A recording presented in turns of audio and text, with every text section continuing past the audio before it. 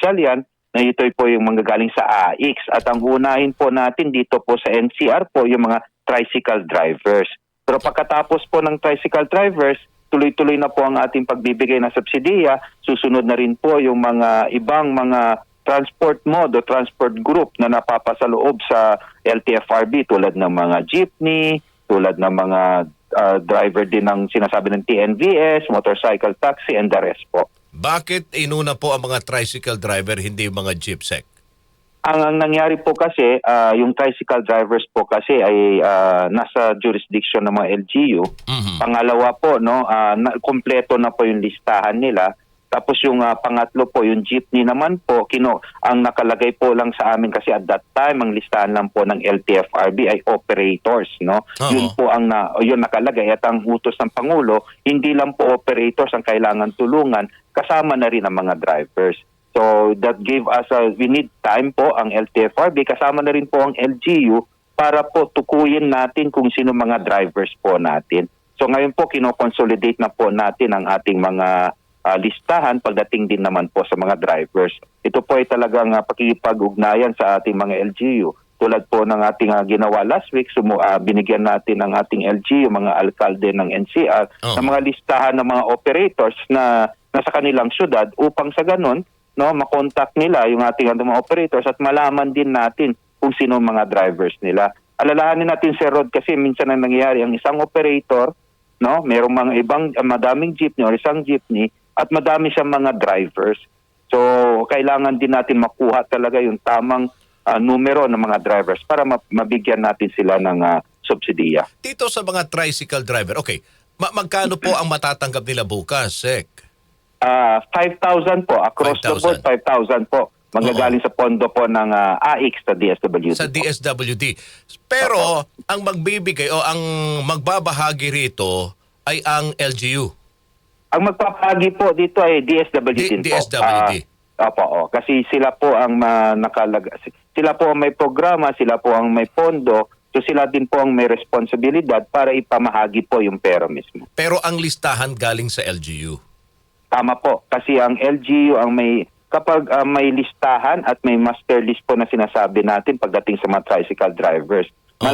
Kung maisip po natin po, no, bago po ang isang tricycle driver can operate, nagbibigay po kasi ng LGU ng license to operate. Kumbaga yun yung permit nila. Correct. No? So doon po natin pagbabasehan yung ibibigay nating ayuda sa numero at listahan po ng ating mga LGU. Kasi komplete. Kasi bawat LGU mayroon silang tinatawag na Tricycle Adjudication Board eh. Nandun yung listahan. Pero okay, linawin natin, Sega, bukas ipapamahagi itong fuel subsidy na 5,000 na galing ang pondo sa DSWD at ang DSWD ang magbibigay dito sa mga tricycle driver. Okay, sa tricycle driver, hindi sa operator. Kasama na rin po dyan, yung mga operators at drivers po. Opo. So sa madaling salita, sa isang unit, okay, posible 10,000 ang matatanggap rito, the operator at yung driver.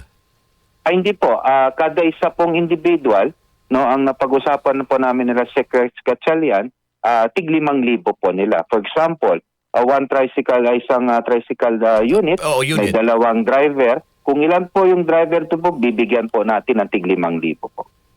Yung operator? Mabibigyan din po. That's separate din po sa mga operators po natin. Kasi may...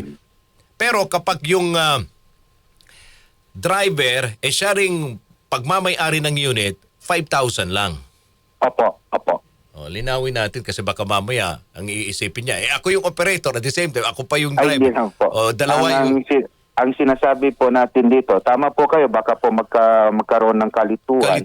Pero more of pag-isipin po sa natin na itong subsidiya is for individual po. No? So nakalagay po dito kasi yung programa ng DSWD, Individual in Crisis Situation po. So naglaan sila ng 5,000. So kada individual, bibigyan po natin ng 5,000 basta po siya driver, operator po.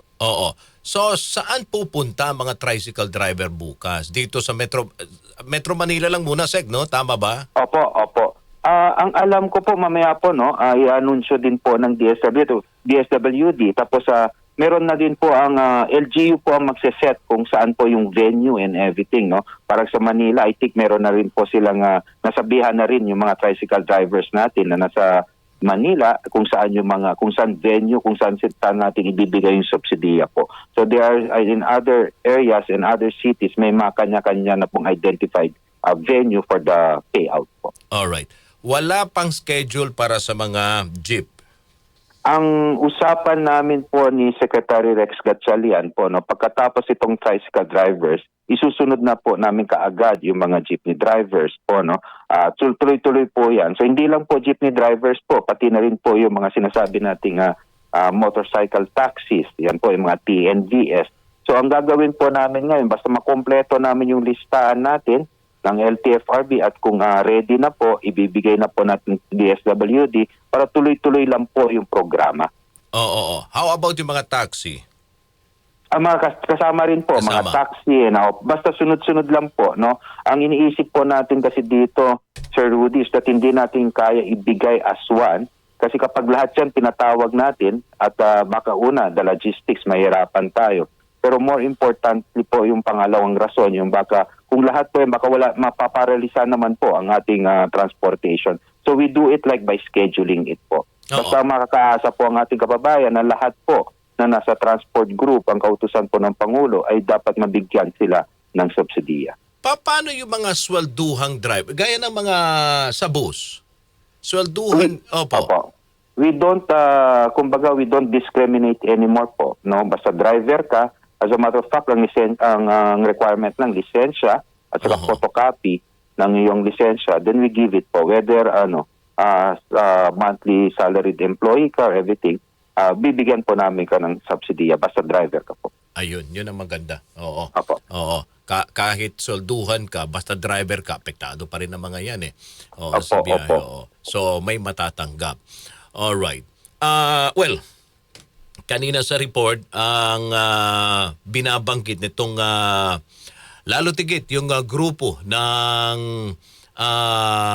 TNVS, parang hindi sapat sa kanila yung 5,000 eh.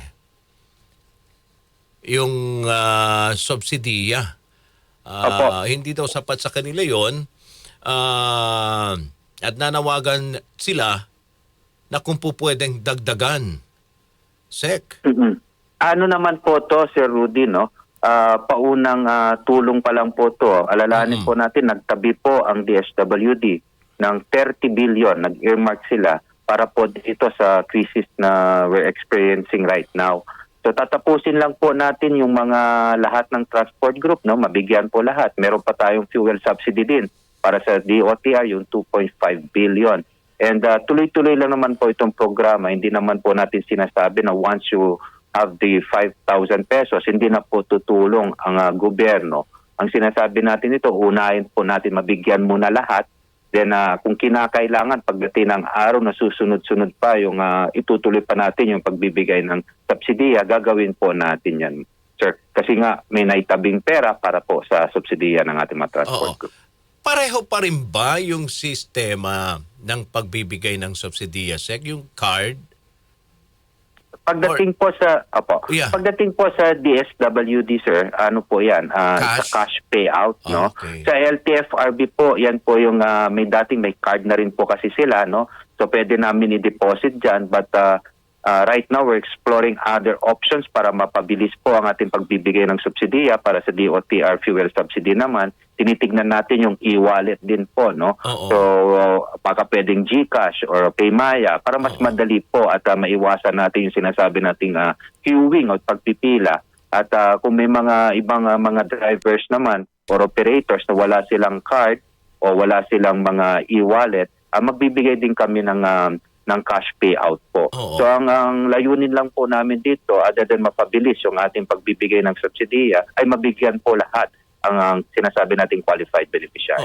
Kasi dati naalala ko, Sek, talagang card, tapos yung card may laman, yun ang gagamitin nila, 'di ba, sa pagpapagasolina sa kanilang mga minamanehong pampublikong sasakyan. Kasi ang objective nga ng gobyerno para hindi masyadong umaray Dito Tama sa po. dito sa pero we made it easier din po sa kanila, sir, no. Dati nga po, no, tama po kayo na meron silang card, at yung card na yun, yung pera doon subsidiya is exclusive for fuel sana, pagpakarga. Exactly. Pero ngayon po, nagutos na rin po tayo, no. Hindi naman kailangan exclusive for fuel. Okay. Now, basta na sa kanila yung pera. Ngayon, kapag sa tingin nila mas dapat pambili ng gamot, pwede ho nilang gawin yun. O sa tingin nila dapat pambili ng makakain, pwede ho nilang gawin dun. For the simple reason po, nasa kanila yung pera. Pag-aari nila, pagbibigay ng subsidiya. So regardless po kung sa tingin nila, dadagdag nila sa pambili ng gasolina, maaari po, mas maganda po. Pero kapag sa tingin nila, there are other more important things na they can spend on, mas maganda. Okay lang din po. Okay. Talagang ayuda ito. Ayuda sa mga driver na apektado ang kanilang hanapbuhay. Tama po, Sir Rudy. Oo. Sir, Rod lang po. Sek. Rod lang po. Ay, sorry. Okay lang po. Okay lang, Sek. Kasi iniisip natin dahil sa patuloy na pagtaas yung presyo ng gasolina, tutulong ang gobyerno sa kanila na magbibigay ng pambili ng gasolina. Hindi. Ito ay ayuda. Kaya galing sa DSWD yung pondo. Tama po. At we're going to adopt the same policy na po pagdating sa DOTR, LTFRB naman, pagdating sa ating fuel subsidy. So, bibigay natin sa kanila yung pera, no? Whether papasok sa kanilang e-wallet or sa sinasabi nating card nga po nila, land bank card. At kung it's up to them kung saan nila po ilalagay po yung pera, kung paano po paggagamitan nila. Sabi ko nga po kanina, kung pang medisina, pang maintenance, o pagdagdag kain, maaari naman po yun. Pero linawin kasi may mga bumabiyahe na rin ngayon gamit ang mga pampublikong sasakyan na electric. Hindi sila kasama. Ay, di po sila basta sa baga. Ay, yung baga iba po, sa modern jeepney, na basta po nakaregister po sa atin, kasama po sila. They're still considered drivers po. No? Kabasta nakaregister po sa LTF. Ang rule of thumb po kasi namin, kapag regulated ka ng LTFRB, kasama ka po sa subsidiya. Ang hindi lang po regulated pero kasama sa subsidiya is yung sinasabi natin MC taxi, yung mga at saka yung delivery riders po. Kahit hindi pa sila regulated, isasama po natin sila. All right. Okay, so malinaw 'yan. Sek, no? May mga panuntunan ba rito bukod dun sa talagang basta sige nasa listahan kayo, may matatanggap kayo. Ganun lang. Yes po. Gagawin po natin simple yung panuntunan dito. Nasa listahan kayo, ibigay niyo sa amin yung valid driver's license niyo po, hindi po expired. Tapos photocopy. Tapos ibibigay na rin po namin yung subsidiya. Ang parating utos nga po ng Pangulo, huwag natin pahirapan ang ating kababayan by imposing a lot and stringent requirements. It defeats the purpose po kasi kapag ganun po yung gagawin natin, mas lalong pinapahirapan natin. Ang hirap na nga po ng sitwasyon ngayon. Pero paminsan na Banoy, ang nangyayari, pag napakasimple naman, may mga umaabuso din, lalo na sa LGU, di ba? Hindi maiwasan yan, di ba? Hindi rin po maiwasan po yung mga ganun. Kaya nga po, importante yung master list, no? At importante din yung pagkipagtulungan sa ating LGU at more of pakipag-usap sa mga ating kababayan na intindihin naman po nila yung sitwasyon, no? Lahat po ay damay dito, apektado. So sana lang po maging honest tayo pagdating sa ganitong mga programa. Magkano yung kabuang pondo na inilaan rito ng gobyerno, Sek? Ang tinabi po ng DSWD, no, hindi lang po for sinasabi natin transport groups but more of sinasabi nga nilang assistance to individuals in crisis situation. Nagtabi po si Secretary Gatchalian ng 30 billion. 30 billion. Tapos ang DOTR naman po, meron tayong 2.5 billion na talaga pong exclusive for the transport groups. Malaki-laki din. Yung 30 billion, unang bugso pa lang yan ng subsidiya. Tama po, yung ibibigay natin bukas, unang bugso pa lang yan sa mga tricycle drivers, tapos sunod-sunod na po. Yun po yung pinanggagalingan natin kanina, Sir Rod, na in the event na kailangan pa natin ituloy-tuloy ang ating pagbibigay ng subsidiya, ibig sabihin, hindi nagtagal pa itong krisis sa gitnang silangan, patuloy pa rin pong tutulong ang gobyerno. At Oo. hindi lang po ito, Sir Rod, no, kung may dadagdag ko na rin lang, kasi may mga sinasabi nila na ang tinutulungan lang po natin sa mga transport group na hindi po totoo yan. Meron din po tayong isang programa pa, yung sinasabi nating libreng sakay. So yung libreng sakay naman, ang directly na makikinabang dito ay yung ating mga commuters. In the same way na makikinabang din yung ating drivers po, no? Kasi ang magbabayad sa ating pagko-commute ay ang gobyerno na. Naglaan naman po ang DOTR dito ng 1 billion at humingi na po tayo ng SARO para kapag once na yung pondo na sa atin na, we can roll this out nationwide pa rin po. Oo. Okay. Paano, Sec? Kasi, nandyan na yung pondo para sa pagbibigay ng ayuda sa ating mga driver na apektado nitong big time oil price hike. Bunsod pa rin ang gulo sa Middle East. So, may posibilidad pa rin ba na pagbibigyan ang paghingi ng taas pasahe lahat ng klase ng pampublikong sasakyan? Kasi halos lahat ngayon humihingi ng taas pasahe. Tama po. At may nakabinbin po na petisyon sa amin, no? At ito po yung para sa mga provincial buses, metro buses, P2P, kasama din po dyan, kasama yung airport taxi.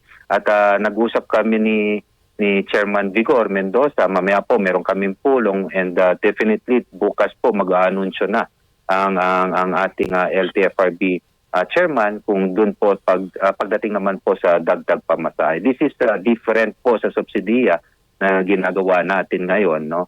So we have to address this also. Ang aming layunin lang po dito is to strike a balance between the transport operators and drivers and of course po ang ating mga kababayan.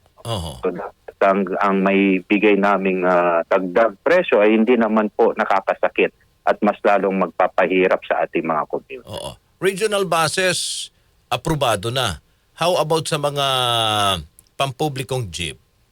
Kasama din po yan, yung ating modern jeepney at saka yung traditional jeepney natin. Lahat po yan ay may sasama sa announcement po ng LTFRB bukas, no? Meron lang kaming isang pagpupulong mamaya kasi nga po ang nangyari dito, binalik ko po yung kanilang unang rekomendasyon kasi may mga tinanong tayong numero. Mamaya po i-justify na rin po nila sa akin mayang hapon para po at mailabas na yung ating desisyon bukas po. Ang hinihingi nila 5 pesos increase. Yung ba po ang naprubahan ng LTFRB, Seg? Depende po mamaya, Sir Rod, no, kung ano yung kaya nga po sabi ko, no, I ask LTFRB to recompute yung ating pag-aaproba ng presyo ng pamasahe sapagkat alam naman natin kapag once we increase the fare, ang kaakibat niyan pagtaas na rin kaagad ng ating mga bilihin at serbisyo. And of course, kaakibat din yan ng inflation natin. So mamaya pag-uusapan namin ng LTFRB. And tomorrow po, definitely we can issue a statement to TFRB po para pagdating po dito sa ating pagtaas ng pamasahe. So yung statement na ilalabas po ninyo bukas, eto na yung yung pag-aaproba. Pag-aaproba po ng LTFRB kasama po yung magkano ang dag. Okay. Sino-sino ang naaprubahan na po? Jeepney, PUV, provincial buses, metro buses, modern jeepney, traditional jeepney, P2P buses, at sinasabi nating airport taxi. Airport taxi, okay. May mga provincial bus daw na nagtaas na ng pamasahe. Batid ba, ito ho ba ay nakarating sa inyo? Kailan ho ba implementation ng ng pagpapatupad ng fare increase sa mga provincial bus? Once po na we can decide tomorrow, I think meron lang publication, no? So I think kaagad na po rin yan mag-i-implement tomorrow. This week or either next week po, depende sa time ng publication po nila. Yung sa pagdating po sa provincial buses, what I got po is more of the advanced booking. Advanced booking? Opo, advance booking. Doon sa advance booking, epektibo na yung fare increase? Opo, sinama na yata yung sa tingin nilang dagdag pamasahe na iaprubahan ng gobyerno. Ito po kasi ang nangyari po ngayon, Sir Rod, is that not only the sustainability po ng ating transport modes po, no, ang kailangan natin bantayan, and also the stability of the prices. Kasi madami na po talaga na sasaktan ng mga transport modes natin, transport groups dito sa pagtaas ng presyo. Masali itong mga provincial buses. At ang mangyayari po dyan, iba sa kanila, gusto na rin nilang huminto. Yung mga, they want to suspension of works and everything. Magsesemana Santa pa naman. So, yun po yung talagang medyo komplikado na kailangan namin pagdesisyonan. Kaya nga po, bukas na rin po, maglalabas na rin kami ng desisyon ng LTFRB para po ma-implement yung bagong dagdag pamasahe. Oo, yung binabanggit nyo nga, advance booking sec, na which yung ibang mga provincial bus, isinama na nila doon yung fare increase, okay yun. Hindi naman yun, hindi naman yung paglabag sec.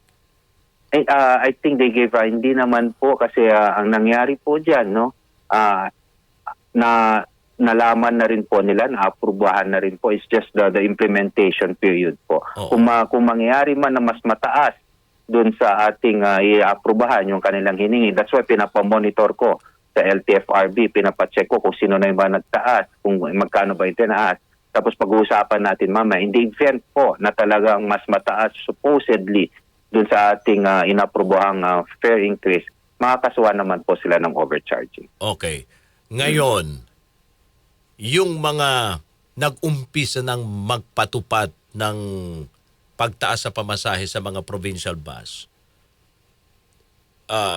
kahit hindi pa po inilalabas po ninyo, no, yung approve a fare increase sa mga provincial bus, ano po yung dyan, hagbang, aksyon na gagawin? Kasi may mga natatanggap na po tayo, Sec, may mga bus daw, nagpapatupad na ng fare increase. Hindi doon sa advance booking ngayon sa mismong pamasahe.